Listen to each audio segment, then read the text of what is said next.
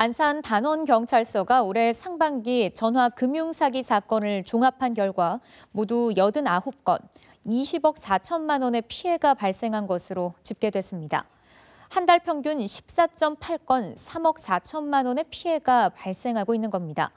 전화금융사기는 돈을 빼앗기는 피해자뿐 아니라 나도 모르게 사기에 가담하게 돼서 범죄자가 되는 또 다른 피해를 낳을 수 있습니다.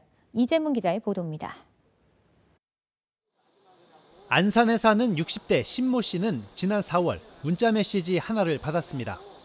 코로나19로 어려움을 겪는 사람들을 위한 저금리 대출이 나왔으니 혜택을 받으라는 안내였습니다. 통화를 해보니 1년간은 무이자, 이후의 이율도 기존 대출보다 월등히 낮다고 안내했습니다. 금융기관에서 받은 대출이 많아야 혜택이 더 좋아진다며 금융기관 여기저기서 대출을 받도록 했습니다. 신 씨는 그렇게 금융기관에서 5,300만 원을 대출받았고 그 돈을 저금리 대출을 해준다는 업체 직원에게 현금으로 넘겨줬습니다. 돈을 넘겨준 뒤에야 사기라는 걸 깨달았습니다. 돈 받으러 오는 사람의 보험회사가 다 틀린데 똑같은 사람이 계속 오는 거예요.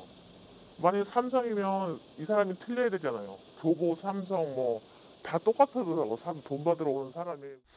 안산 단원경찰서가 올해 상반기 전화금융사기 사건을 분석해봤더니 계좌이체 등 비대면으로 돈을 받는 유형이 31.5%, 피해자를 만나 현금을 직접 건네받는 방식이 68.5%로 확인됐습니다.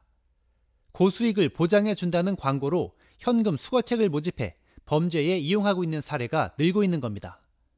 뿐만 아니라 소액 대출을 미끼로 선불 유심칩을 개통하게 해서 전화금융사기에 대포폰으로 이용하기도 합니다. 주로 20대 초반의 사회 초년생들이 본인도 모르게 범죄에 가담하게 됩니다. 휴대전화에 통신 품질 테스트를 하는 아르바이트를 모집한다면서 발신번호 조작을 유도해 범행에 이용하기도 합니다. 온라인 구직 사이트에서 고액 알바, 재택 알바 광고에 현혹되어 체크카드와 통장, 유심칩과 휴대전화를 타인에게 제공하고 현금 전달 심부름을 하거나 발신번호를 조작해주는 통신중개기 관리책으로 범죄에 가담하고 있다면 즉시 범행을 중단하고 경찰에 자수해 주시기 바랍니다. 경찰이나 검찰, 금융감독원 등 공공기관은 어떤 경우에도 개인정보를 요구하지 않습니다. 저금리 대환 대출을 받게 해준다는 문자와 전화, 애플리케이션 설치 요구는 100% 보이스피싱이라는 게 경찰의 설명입니다.